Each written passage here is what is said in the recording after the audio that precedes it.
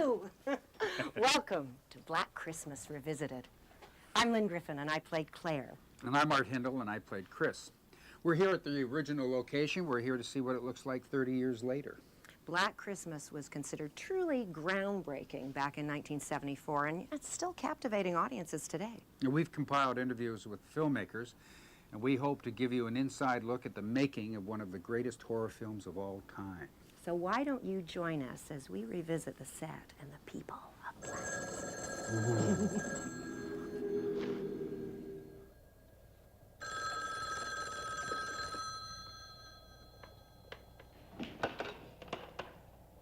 Hello? Around Christmas time, ironically, a company called Vision 4 came to August Films with Black Christmas. Black Christmas actually wasn't a very hard sell in 1974, and I was a novice in the business, and it fooled me. I thought that it always goes that easily. I became head of the production for August Films, not really knowing what I was doing most of the time in those days, because that was over 30 years ago, remember? Bob Clark had already directed a couple of very successful lower budget horror films, so he was a known commodity. Even 1 week before we started shooting, Finn came to me and said, "Are you sure? Are you sure we should spend this money?" And I said, yes, without any hesitation. This is the film that we should do. Well, who the hell is he? Good night. How long was that kiss in 74? I think you took a little liberty there, sir. You remember that scene? Yes, Where I do. Chris says goodnight to Claire. Yeah, you feel about the same, but you had that big coat on, but you feel about the same. Yeah, and then he never sees her again. Aw, He goes off and plays hockey. and you never found out what happened to me. No. I'm still up there. Listen, Part of me is still up there. What? can I show you the rest of the house? Is that like, Upstairs. oh my goodness, he wasn't like this in 74. Let's go. Sound funny. What's the matter? Nothing's the matter. I just want to talk to you. Why don't you tell me now? Because I want to talk to you face to face. We were amazingly lucky. We got Olivia Hussey right after Romeo and Juliet, huge hit. She was well on her way to being a star. Margot had done Sisters, the Brian De Palma films, so she was substantial. It was sort of, I think, the biggest commercial Canadian film to date, so it had that going for it. Keir Dullea had the time, and we were able to fit him into the schedule by shooting him out. You can't make a decision like that. You haven't even asked me. I wasn't even going to tell you. Jess, I want us to have a baby.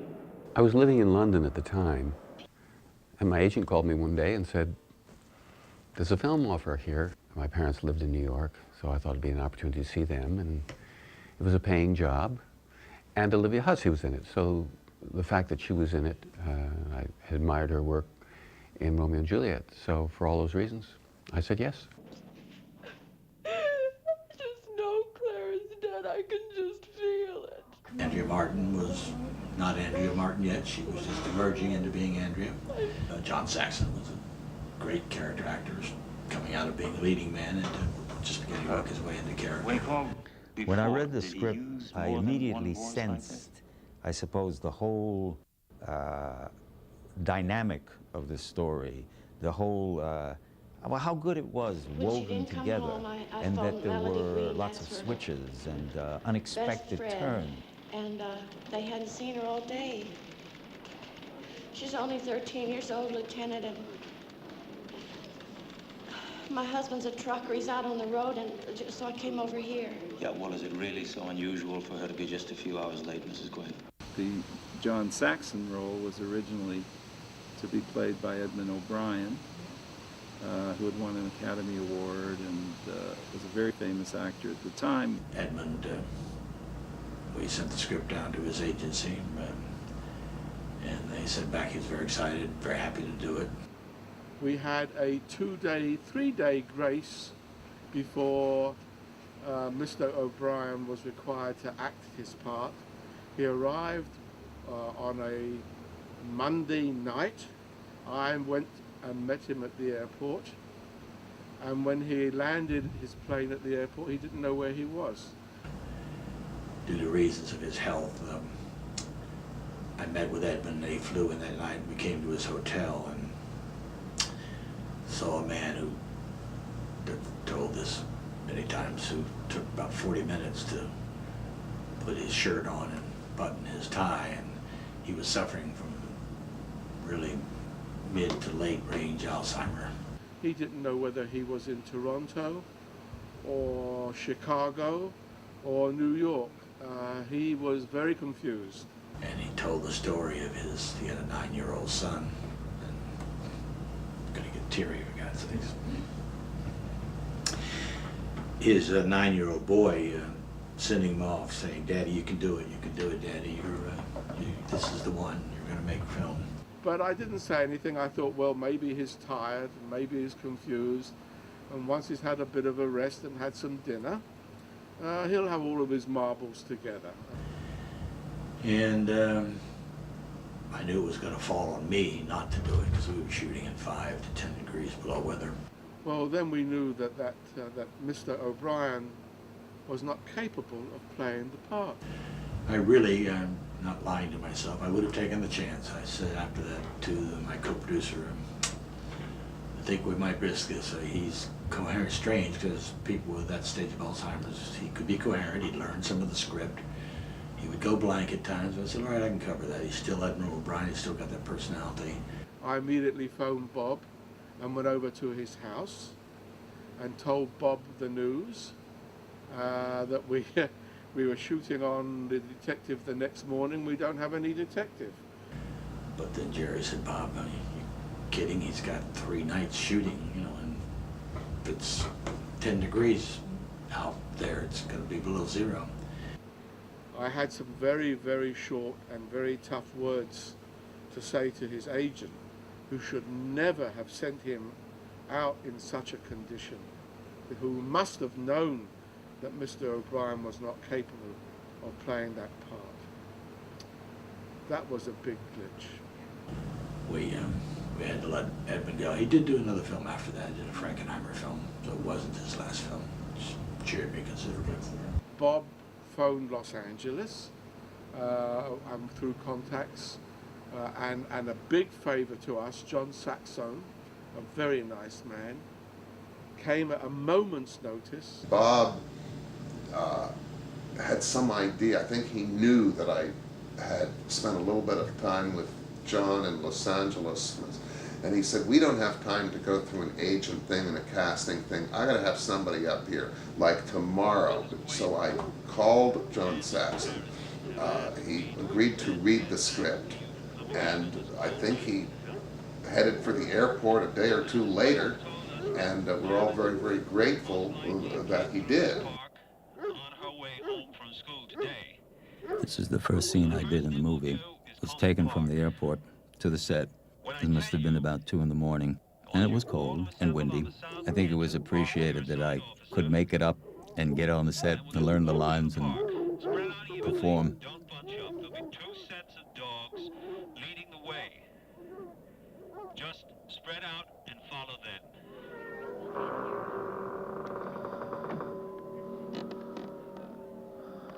Hi, Mom. Yeah, I can hear you now. Come on, I'm not drunk. No, I have some stuff to do in the afternoon, and then I was just going to get the 7:20 train into the city.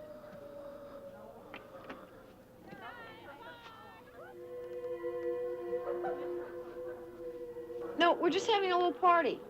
Come on, you gotta be kidding. No, I've had a couple. You were supposed to be my boyfriend. You would have given me a I present, know. wouldn't you? More than just that kiss, that very tender, chaste Come on, you kiss. like that kiss. The fur coat I had. Oh yeah, I you wish were I a had big, that you were again. the big And, bear on oh, campus. do you remember this was the Oh, where this the is phone where calls? Margot answered the phone. Phone calls and Yes, and we all listened and thought, no, that's not that scary, they is weren't it? saying anything. They Not only on added set, all that 'cause bad when- language yeah, later. when you're didn't on set, they just say, you know, sometimes Go to they- heck. or they'd say rhubarb, things like- rhubarb. yeah. But then when I And it's heard what it nothing. really was and how blue his conversation was, even for now, what are you looking at? What? I thought I heard something upstairs. Oh no, we're alone in Don't the you house, hear? aren't we? I don't go hear check. anything. No, no, come on, you know what Fo- happens follow when me, I Lynn. go upstairs.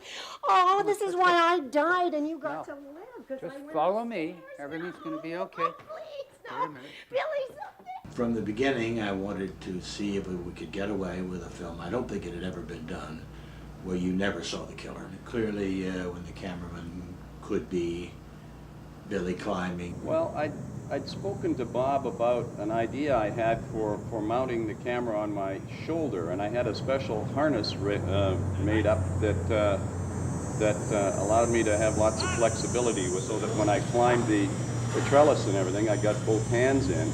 And also, when I looked up at the top of the trellis, I was able to raise the front of the rig so that the camera lens itself would tilt up and be able to look up. And we used that throughout the film. I'm sure we used it in the closet when we strangled Lynn with the clothes bag and that, and up in the attic when you go into the rage and all the rest of that. That was all done that way.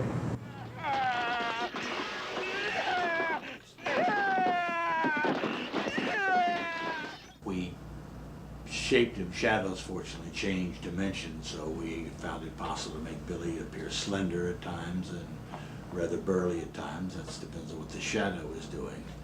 You showed his hands clearly where he's about to dispatch House Mother. So that's probably the clearest thing to a view of him. You get the eye. Agnes, don't tell what we did, Agnes. I can't remember whose eye we used. I'm positive it was Keir. It was a special lens that was fit in his eye. I know I didn't do it physically. I was not my eye peeking through or my body in shadow. I definitely did not do that. And I don't think I did any of the voices. There were illusions that were to make you think possibly Keir Dullea was Billy, but the truth is the film, again, I watched it carefully, was very honest in that. It could not have been Keir, it never was. We didn't use his voice ever for Billy. Stop. Oh, God.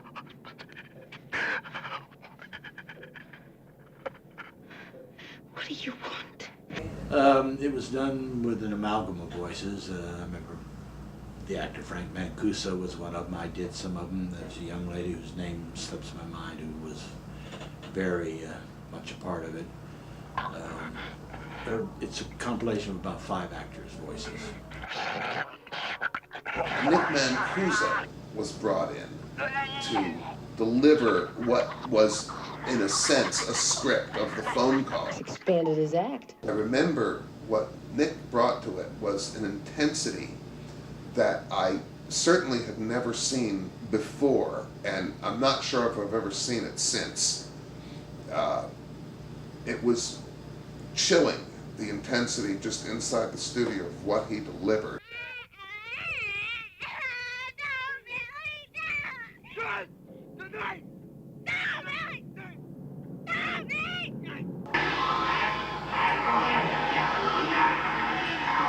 Okay, now what I've got here is an attempt at a phone call, but with reverb on it, because I think I was getting ready to mix some elements together just to see what you get.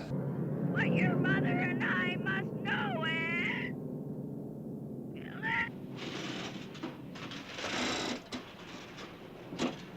just like having a wart removed. I hardly knew how to approach it at the time, so I listened to a lot of John Cage, who prepared his piano, or his instrument was not so much piano, but prepared piano, in which he would put various objects, nuts and bolts and popsicle sticks and things inside his grand piano on top of the strings. Well, I've had an upright piano, so I couldn't lay things on top of the strings, but I hung them from the tuning pegs of the piano so that the objects would be against the strings, and the objects were forks, knives, combs, little shrimp forks, I remember. That was the most satisfying instrument because I could control it more accurately.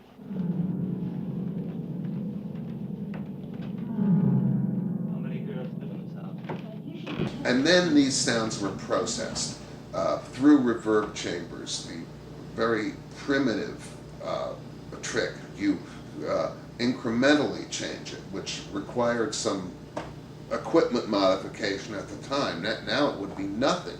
But then we just had tape recorders and 2 or 3 different tape speeds, and sometimes I let the tape play but just held the reel back with my thumb, which may have contributed to the burning out of the motor of the tape recorder, and backwards and forwards and that sort of thing. And that's basically how it happened.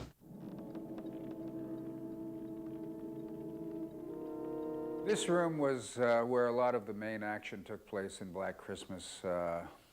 It's where the Christmas party happened, and a lot of the people getting together for the parties, where they had the kids' party. And this is the room where first couple of weeks before we started filming, I was in rehearsal with Olivia Hussey, who hadn't worked for a while, and she wanted to get a jump start on some of the scenes, and Keir Dullea couldn't come into town right away, so I got an opportunity to work with her and Bob Clark, and it was in this room that I witnessed some of Bob's genius. Hi, Peter. Other than Olivia Hussey, I didn't work with the cast of Black Christmas. I think there's one shot where I storm out of a door past John Saxon. I had no dialogue with him, so we really, other than probably being introduced when I came to shoot that shot. So really, my total experience in working with anybody was with Olivia Hussey. You selfish bitch. You're talking about killing our baby as though you were having a wart removed. Now can you see why I didn't want to tell you? What the hell are you trying to do to me? What are you doing to yourself?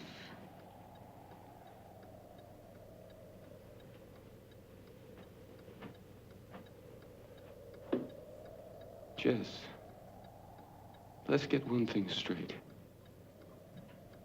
You are not going to abort that baby. Bob Clark had total artistic control of the shooting and making of Black Christmas, and nobody at any level interfered with that. Black Christmas is Bob Clark's film. In particular scenes that were successful for me, I think the fairly famous choral scene where the intercutting with the children singing the Christmas carols with the murder of Margot Kidder.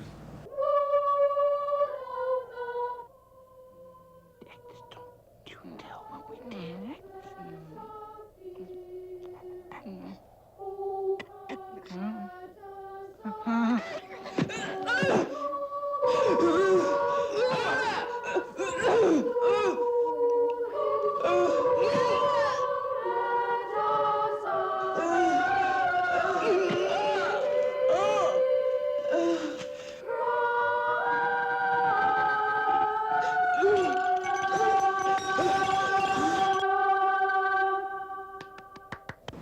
Well, that's the basic premise of the picture. It's Christmas and horror. It's black and it's Christmas. So visually, we took those two elements and used them. The Christmas lights outside, there's a lot of them. In every frame, every time you see the outside of the house, it's almost always night in the darkness. And there's always the Christmas lights on. He had 3 or 4 houses on the short list. As a director, of course, Bob had a feel for the right house to have the right atmosphere. It had to have a threatening interior, which it does and did. And it took him about a week and a half to 2 weeks of searching, and he settled on that house, and we as the producers approved that. Well, the house is a major part of designing the picture. It's a character in the film. It's the framework for the whole story, for all of the drama, and it's a very critical visual element because of what happens there and how it needs to support what happens there. Oh, we searched all of Toronto. The house was, as you say, core of the. And again, this was a perfect house. It was a grand old classic, and it looked like a perfect house to have a Christmas party, and it certainly was a sorority house, but it had all the trappings and underlings and little layers that made it also a spooky house. It also had to have geography, what we call camera geography. In other words, we had to be able to get certain shots that were important to the storyline. The staircase, and the way the staircase comes down, works towards the front entrance, and the telephone scene at the bottom. There's a number of scenes that are pivotal scenes in the picture that take place on that telephone. And to be able to shoot those freely and openly, and also to be able to see the people coming down the stairs, to shoot from the top of the stairs from somebody's point of view, and to shoot over Yes, Olivia hello? looking back up and seeing footsteps I've been getting arriving, obscene so that phone we know calls, and I she's want in to know what jeopardy can be and she done doesn't about yet it. know it. So that's a very important all right, asset I'll about hold, that, but only for a that moment. house. One of the final things actually that helped make the decision for us. Peter, Jesus, you scared the hell out of me.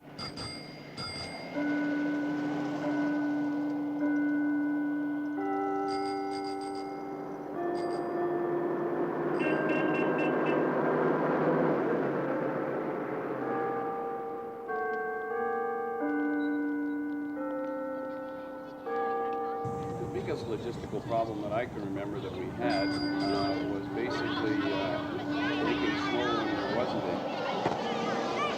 And we ended up using a foam material that the fire department came up with. I remember putting down snow, and what a challenge that was. We did a lot less of it than I wanted to do. Although it looks very snowy outside the house, the snow was really not happening. It was, and I was amazed at this. I hadn't been in Canada very long, and I thought, well, if you can't get snow here, where can you get it? But I always remember going back to the location, 2 or 3 months later, and they had the greenest lawn in town, and I think it had something to do with the foam material. I think it acted as fertilizer.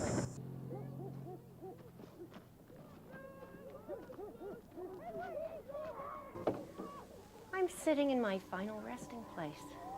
Here we are in the attic. I'm just rocking slightly because I'm having a memory of my rocking chair. Behind me is the ladder that I was dragged up to this lovely place, which was actually much more grimy and dirty and more attic-like and more gloomy and dark than it is right now. It looks pretty nice now. But I was dragged up here and deposited here. You remember all that, kind of in the rocking chair. And do you remember Claude, the cat, the beautiful cat, the Hollywood cat, hired for his looks, not particularly his talent. Anyway, Claude didn't really want to play very much. He didn't like being thrown on my lap by Bob Clark, the director, because he didn't want to jump. Anyway, Bob Clark threw him on my lap, and cats have claws. That was nice memory. And my face was sprayed with catnip so that he'd lick my face. But the most fun was actually, I just happened to bring my security blanket along. I haven't been able to actually go anywhere without this. But I'm just demonstrating what happened. You probably have one of these at home. I wouldn't suggest you try this. As I slip into something more uncomfortable. You see, when you actually have the bag over your face and you try to breathe, you see how it goes like this? That's no good. So,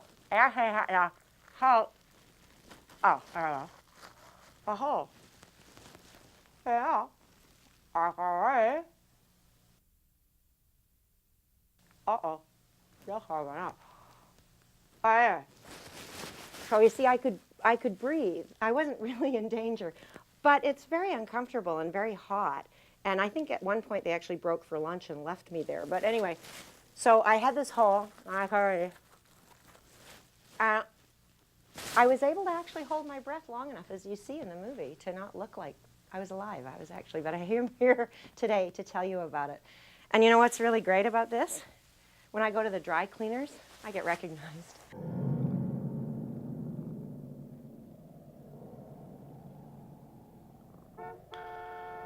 So I arrived at lunchtime, which of course was about 6 or 7 in the evening, real time. And Bob, after he'd finished, took me aside and said, "I'd like you to play a little character part today." I said, "Really?" I said, "What is it?" He said, "I'd like you to play the taxi driver." I said, "Oh, sure, I'd love to, because I'm a hack." Hey! Anybody there?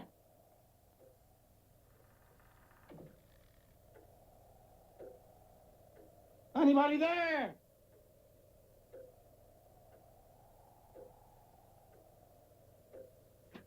I got paid $126 for that.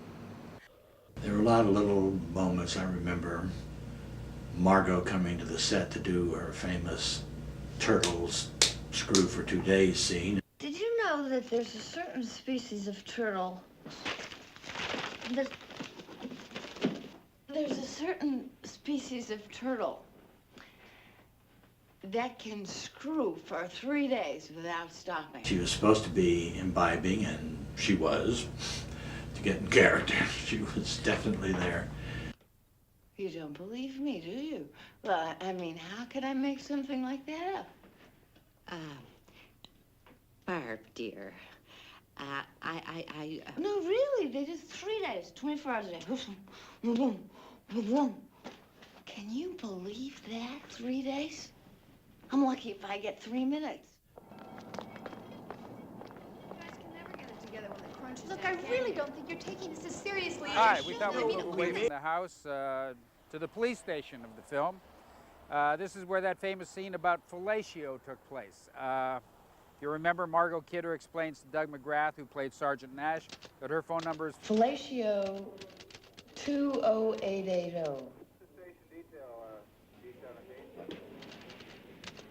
Fellatio. It's a new exchange. FE. It's a new one on me. How do you spell it? Capital F E little L Latio. Back in the 70s, we used to preface our phone numbers with a name. I remember mine was Howard 52689, and so she explains fellatio, F-E. And so that was the humor of that moment, and it's one of the few humorous moments in our film. Sergeant Nash, could I speak to you for a minute? Yeah, sure, Lieutenant. What's this? Well, that's the number at the sorority house. Fellatio? Yeah, it's a new exchange. FE. New exchange? Yeah, Felicia. One of the girls that was in this afternoon gave it to me. She gave it to you. Yeah. Nash, I don't think you could pick your nose without written instructions.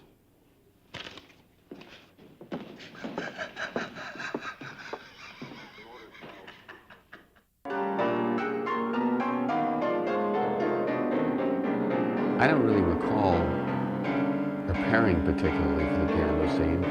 It was just that I was given license to go bananas.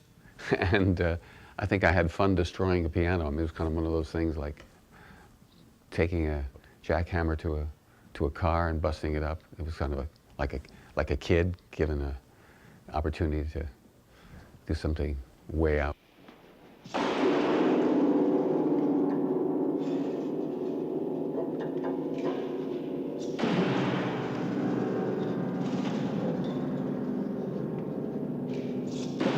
At the very end shot, I remember going into work. I think the call was 8 o'clock in the morning, and we did the shot at 5, I think it was about 5:15 in the evening, and we were wrapped by about 5:30. And And it was the shot at the very end of the picture where we start in on Olivia, and the camera slowly pulls out and reveals John sitting in a chair, and it keeps getting wider, and then Doug comes in and talks about reporters or whatever. Finally, everybody gets up and leaves the room.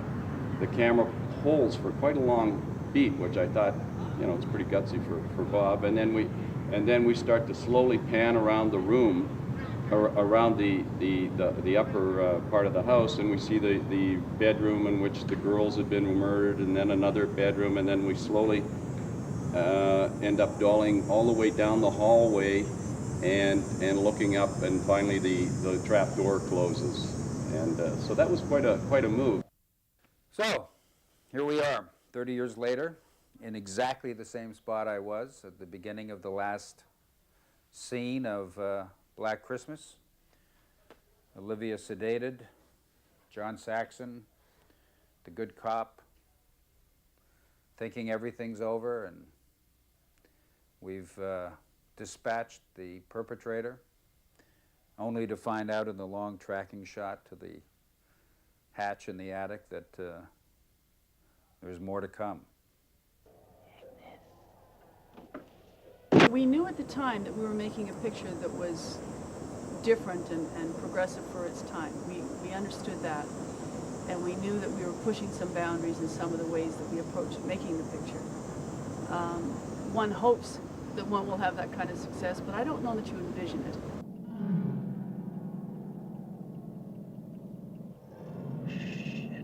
I did Enter the Dragon just probably the same year that I did Black Christmas, or within 12 months. What I felt that they shared, in my estimation, was that they would be successful. With Black Christmas, I just sensed, I think the dynamics of tension and twists, unexpected turns and so on, being something that worked, that could hold interest and deliver something that I feel more now than I did when I made it. 25 years after we made the film, I was working on a film in Los Angeles, and I ended up with a key grip that had been recommended by another person, and he said, you know, I looked up your bio on the internet, and I see that you did Black Christmas. He says, you know, one of the directors I work with, Quentin Tarantino, last Christmas was playing Black Christmas in his own theater downstairs over the holidays, and he said it was his favorite movie. Olivia Hussey, when she arrived from Los Angeles, or no, New York, I think.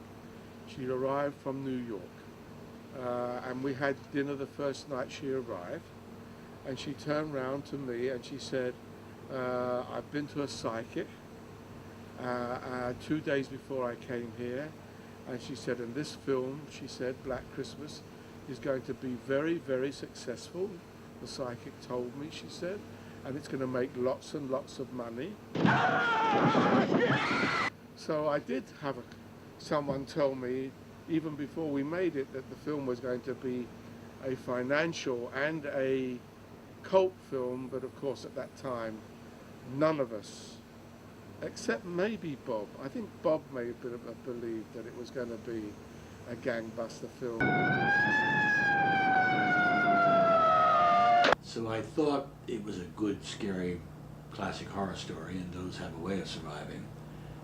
And I hope to break new ground by the attitude and treatment of the actors and the reality of their world.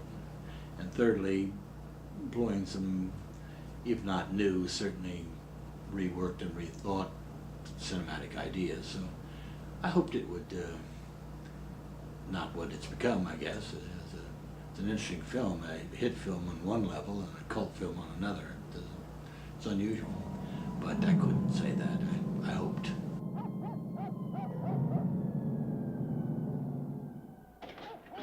We won't be long, Mrs. Mack. All right, dear. See you later. It's been exciting to come back to the house, the scene, and to realize that although things change, a lot of things stay the same. Thanks for letting me be a part of this.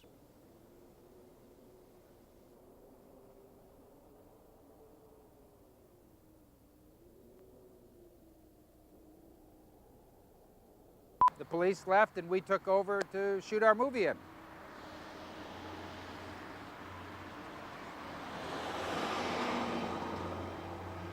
And that's it. So thank you very much. Hope you're saving all these. You'll need some outtakes. He was, and how blue his conversation was, even for now. What are you looking at? What? I thought I heard something upstairs. Oh, no. Just follow me. Everything's going to be okay. Oh, please, no. Wait a minute. Billy, something. You scared me. You were supposed to do that. It was me all He's along. the murderer. He wants to do the sequel. And I'll be the dead person upstairs still. You see, it was I look me old all enough now. I wish he'd been this romantic in 1974. Come on. Okay. Let's go downstairs. Okay. It's all over now. Oh, It's all right. it's You're safe. out of the wrap.